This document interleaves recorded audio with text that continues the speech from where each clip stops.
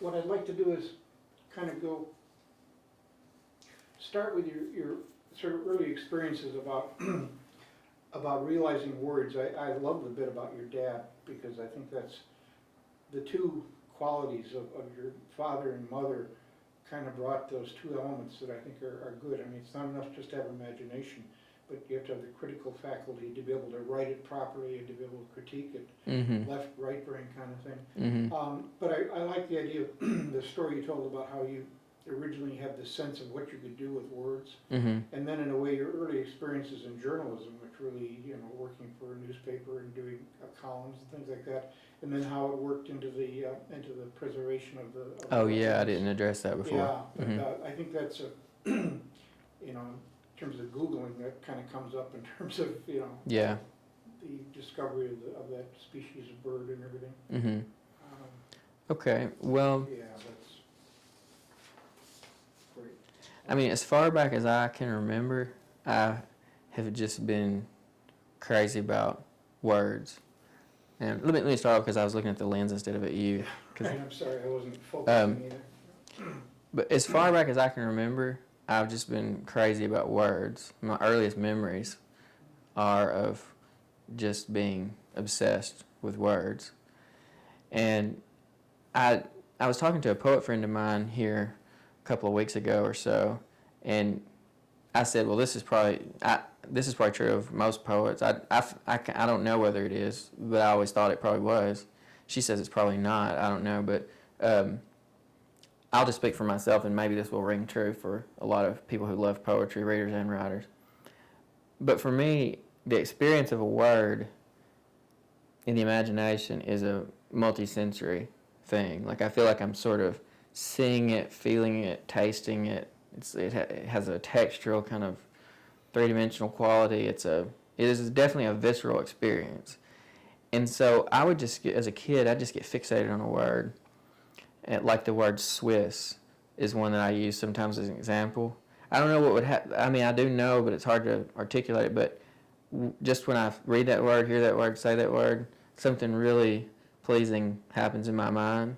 And so I would always look forward to the chapter in my social studies class on Switzerland, not because I was particularly interested in Switzerland, but because I'd get to hear that word over and over and over. And I mean, words were just my favorite toys, I mean, I just loved them. I would spend all day just thinking about one word. And my mother was on to me because I would start using these words a lot. And the word Swiss, for example, doesn't come up just all that often in Pumpkin Bend, Arkansas. If you're using it a lot, you're probably going to seem a little odd. And she would say something like, honey, you're just looking for reasons to say the word Swiss. She was kind of wise to me. But I just would make up reasons to use words. Like I would pretend that I was starting companies. I wouldn't even care about the product or service that the company would be offering.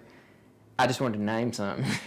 That's what it was about for me, naming. How old were you at this point? I mean, I can't remember a time when this wasn't true.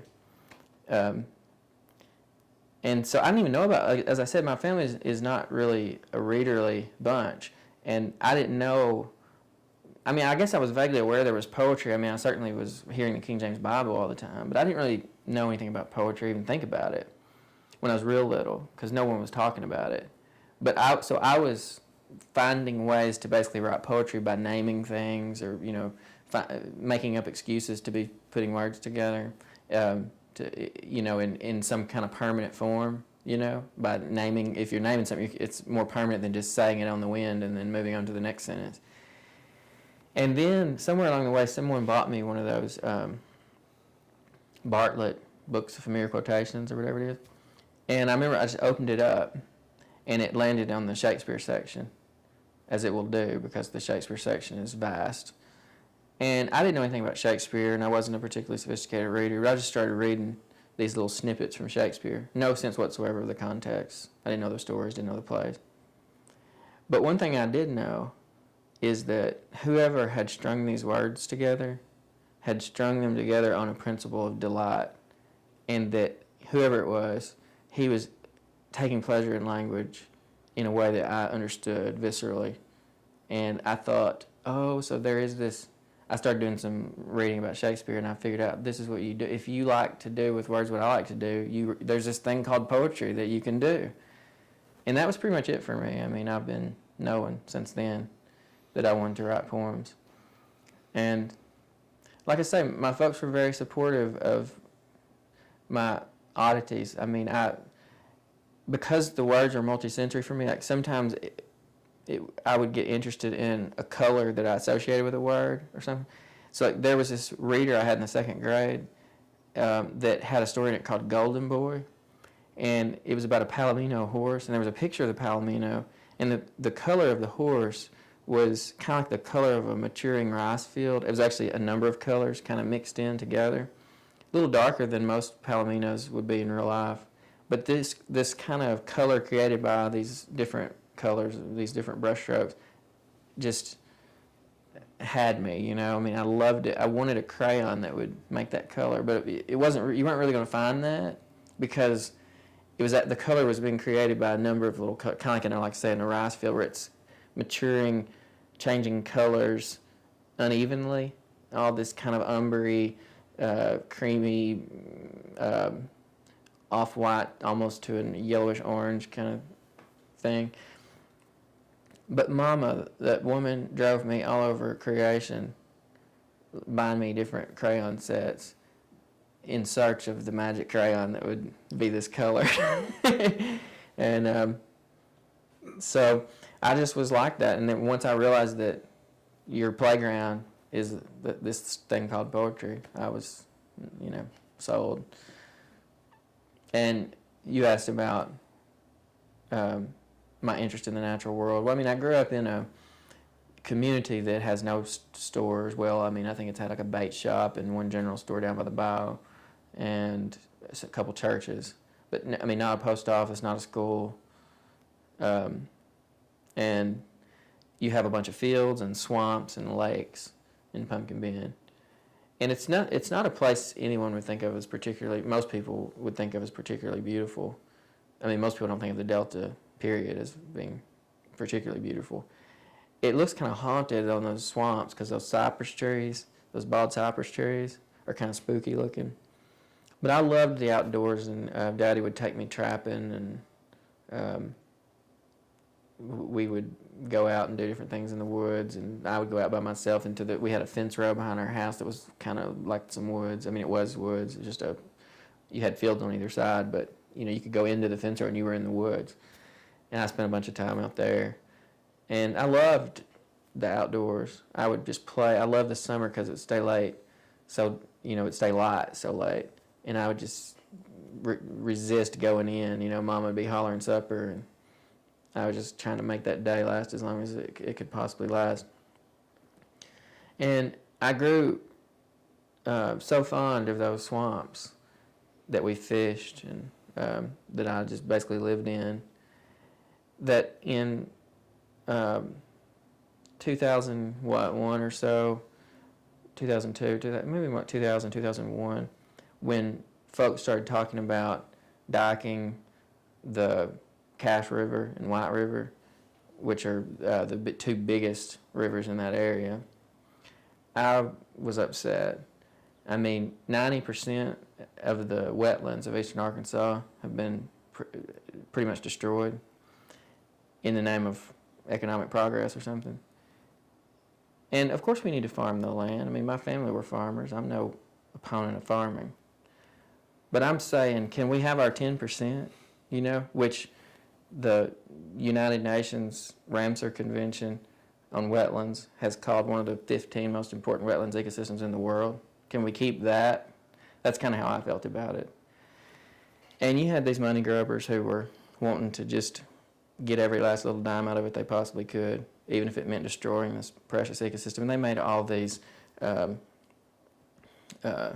sophistical arguments about how, no, this wouldn't do the damage that we thought it would do. And we just weren't buying it. I mean, all that Jesuitical argument, we had seen what had happened when similar diking projects had been carried out and in other wetlands ecosystems. So I happened to be editing at the time a small town newspaper, a county newspaper, the Woodruff County Monitor, Leader Advocate, which is headquartered in, McCrory and Augusta, Arkansas. And since I was the editor, I just decided to make this a cause of mine. And I see this as really something separate from the poetry. It has very little to do with my poetry writing life. I mean, of course, I'm a writer, so I mean, I had certain advantages in making my case that someone who had not developed any writerly skills wouldn't have. But I just made the case week after week, and we killed that legislation. We didn't get to vote. I mean, the people didn't get to vote, but overwhelmingly the folks in Woodruff County and the neighboring counties were against this project. Because, I mean, they know they like duck hunting, and they love those woods. They love those woods. So all these grassroots organizations started springing up, and we were really fighting it hard, and we beat it. And then a couple years later, the ivory-bill woodpecker was discovered in that ecosystem. Wonder why it was there? Because we hadn't diked it all to thunder, and the birds know the difference. So for now, it's been protected. We'll see what happens in the future. I mean, there's a constant threat, though, that some legislation will be passed that will mean if not demise, certainly disfigurement of that ecosystem. The woodpecker was a species that was thought to be extinct. It was thought to be extinct. And there's still some controversy as to whether it was even seen at all in Arkansas when the Cornell folk thought they were seeing it. But in any case, the believed sightings stopped that legislation. I mean, it was already killed, but I mean, there would have been docent efforts to get the legislation pushed through, and they pretty much ended. But they'll be back. I mean, the diking, the proponents of diking will be back. So I hope. I mean, I don't live there anymore, and it's hard for me to be as vigilant as I was back then. But there are other people. There are a lot of people down there who worked hard on that, and hopefully that ecosystem will never be destroyed or altered for the worse.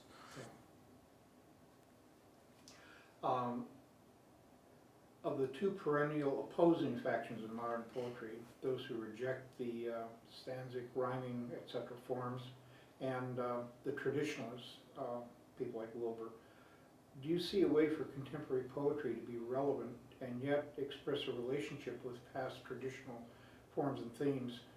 Do you see any of your contemporaries who show promise in reconciling these two divergent tendencies while expanding and validating a new powerful and relevant poetic voice? I want to just check focus for a second. Yeah, that's good. You can take that in any order you want to do it. Okay. Well, Paul Fussell, in his book Poetic Meter and Poetic Form, talks about the dilemma that you sketched out there. If you write highly formal, traditional poetry, you end up with poetry that is memorable, well-made, durable, if you're a good poet. But you seem to be, in Fussell's opinion, suggesting that the fractures and dislocations of the 20th century never occurred, or as he says, what is worse, that they've occurred, but poetry should act as if they hadn't. Because his argument is that the tidiness of, say, a Wilbur poem has nothing to do with the chaotic reality on the ground in 20th and 21st century in the West, in the 20th and 21st centuries. However, if you go the other direction and you eschew form, you end up, if you're lucky, creating poetry that does seem to register something of the chaos on the ground, but isn't durable, isn't memorable. It doesn't have anything like a permanent form. So how do we get around this terrible dilemma? He says, rather elliptically, that what is wanted is another Yeats. Yeats is the great reconciler here for Fussell. He doesn't really say how Yeats reconciles these different camps or interests. He just says that he did, and how, how are we going to do it now? How are we going to reconcile these different interests now? I think he's onto something by pointing to Yates, but I wish he would say more. I mean, I have a feeling it has very little to do with formalism versus experimental verse techniques. I think that is something we're focusing on too much. If you think about it, with Yates, I mean, you've got a very formal poet, but you've also got a very daring, ambitious thinker who is not just thinker, but a kind of vadically ambitious poet. I mean, Yates is definitely a vadic poet, and he's so daring and ambitious in the scaffolding for his poetry, and his poetry is luminous with his crazy thought. All this stuff in Yates's reading and thinking, theorizing, that embarrasses Yates scholars is part of what makes him great. It's not that it's in the poems necessarily, it's that it shines through in the poems, just the luminousness of his thought. You get the sense of a wild magician of poetry out there just risking it, and creating almost a kind of scripture that has all the daring and ambition of scripture, the whole, the underlying system that on its own terms might not be worth much, but in the ways in which it shines through the poetry is helpful to the poet. And I think Yates's adventurousness is what makes him sexy to contemporary readers. Take like Frost. Frost is very formal, and he's not nearly as adventurous as Yates in his imagery and his thought, in his spiritual speculations, explorations. He's just not. He feels very conservative beside of Yates, if you just look at them side by side. And they're both formally conservative, but Yates he's a wild old wicked man, and Frost I love Frost, don't get me wrong. I'm a big fan of Frost. But I see why people who want a little more wildness, a little more daring, a little more adventurousness in their poetry gravitate towards Yates and away from Frost. And that's the reconciliation. He's got the good poetry that is well made, that sings just sings your heart into pieces. But he's also got this adventurousness, and that's what we need. But we're not getting a lot of that from today's poets, because there's so much pressure on young poets to get through an MFA, to get through their MFA programs and start publishing and get that first book published and all that. And the pressure is to write a good poem as soon as possible. I mean, you're 21 years old, 22, whatever, and you're in workshop, and you just want to write a poem that your teacher will say is good. I mean, I'm saying this is the predicament a lot of young poets are in. So there's a pressure to do the safe thing, and there aren't that many ambitious poets. There aren't that many poets who are going to write in accordance with the wildness of their own most daring imaginations. That you're not getting a lot of that because of the career pressure. Start writing good poems, start publishing, get that book out. And I think that's the biggest problem right now. That segues kind of into my next question, which is about the influence of academia on poetry, both its positive and its negative qualities. I mean, there were a lot of earlier poets who were apart from, didn't rely on their bread and butter for necessarily teaching. They were maybe had other jobs, but they didn't, they weren't tied umbilically to the university. Which also ties in a little bit to your personal history too. and this is sort of a rhetorical question because I kind of know the answer. Teaching for you is a necessary thing. This is how you make your money. This is how you support yourself. But teaching, in addition to just being a way to support yourself as a poet, is also, I sense, a vocation, that you're devoted to teaching.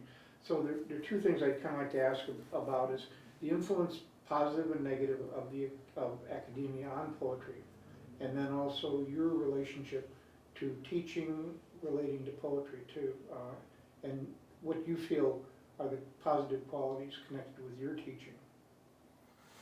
Well, I think the bad part of the relationship between academia and poetry has to do with the rush to start publishing and both in journals and publishing books. I think that's bad. You know, you shouldn't say to a student, you know, if you keep writing like this, it's going to be 5 years before you've mastered the techniques you need to write well in that vein. So why don't you just abandon all that altogether and then come over here and write this other kind of poetry that you can do much more easily, and see, then you'll be writing publishable poems in a matter of months, and you'll be on the road to getting a job and publishing books and all the rest of it. I think that's bad, and I don't think teachers just say that like that to students, but that's kind of what happens sometimes. I'm not saying all teachers do this. I mean, there are a lot of great teachers out there, but I think that happens all too often. You know, imagine if a Wallace Stevens who published late, you know, he was not somebody who published a book at the age of 20, had walked into a workshop at the age of 20 and submitted poems that had some of that Stevensian craziness but weren't there yet. A teacher might have said, look, what is it? What are you even thinking? I mean, you just need to, why don't you write a poem like this over here? And then at 20, not self-assured yet, that Stevens character might have been thrown off the track that he would eventually follow to his mature work. So I think that teachers should be very careful not to rush their students. And I think they should look at what the student is interested in doing and try to nurture the student in that, as opposed to saying, well, that's not working for you right now, and it's probably not going to work for you anytime soon, so we'll do this thing over here that I've got a formula for. I think that's a problem. So as a teacher, I'm trying to combat that trend of rushing students.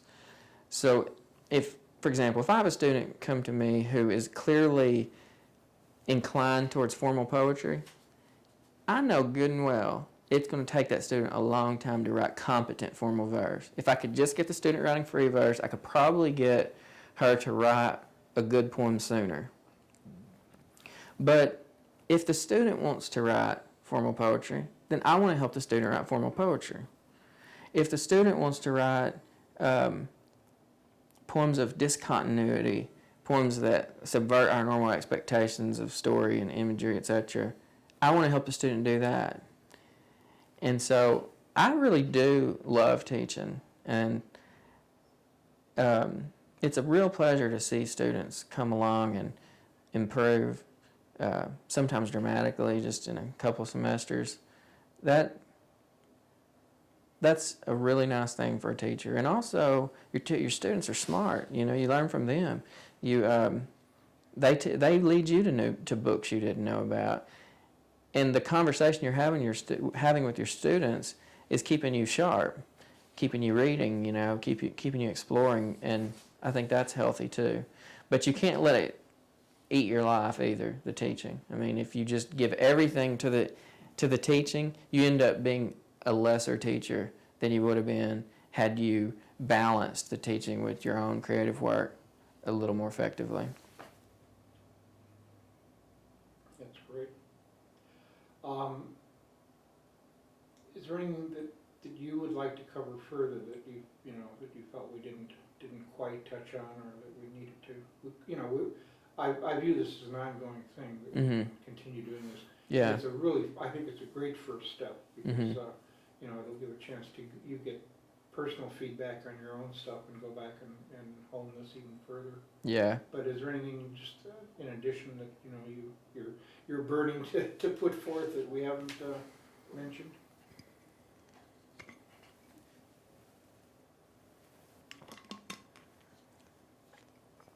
Well,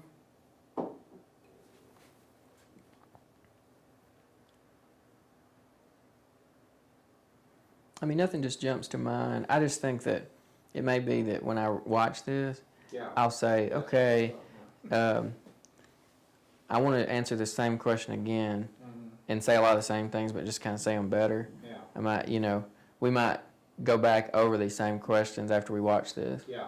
Yeah. One thing I wanted to, I'll shut it off now. One thing okay.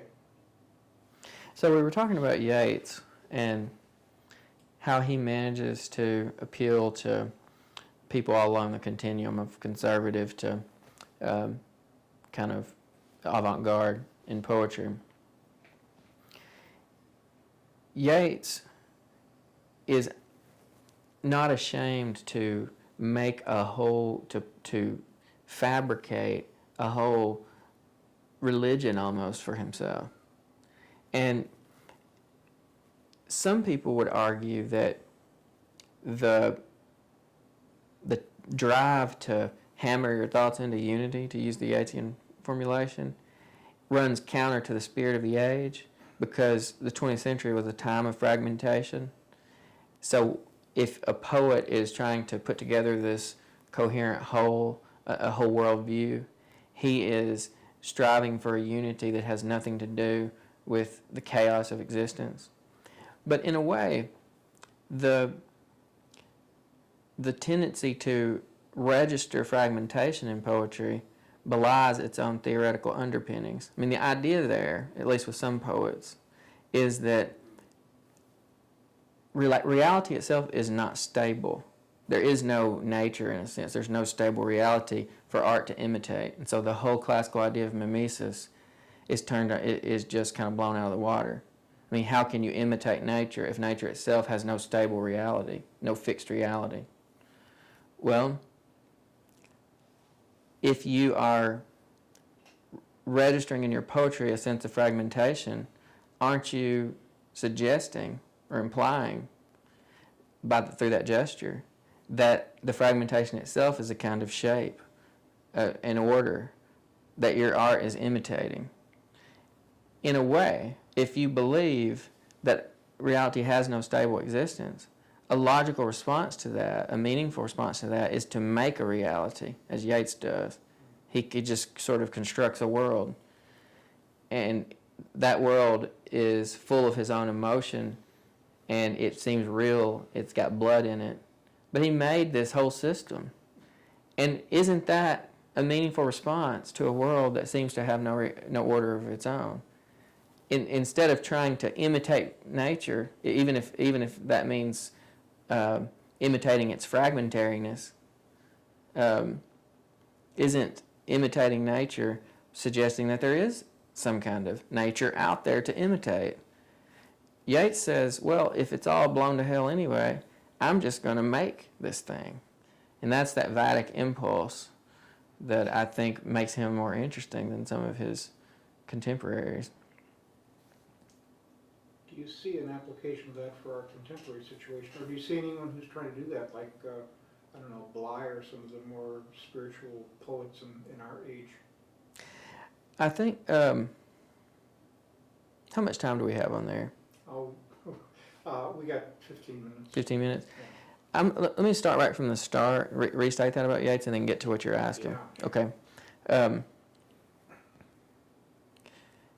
There seems to be an idea in the criticism of the 20th century and 21st century that nature no longer has a stable reality. There is in effect no nature for art to imitate. And so the classical idea of mimesis is kind of shot to hell. But when you create a fragmentary poetry to imitate a fragmentary world, in a way you are saying that art is still imitating life, and that the fragmentariness itself is a kind of order. Some people would argue that Yeats's effort to construct this almost whole religion for himself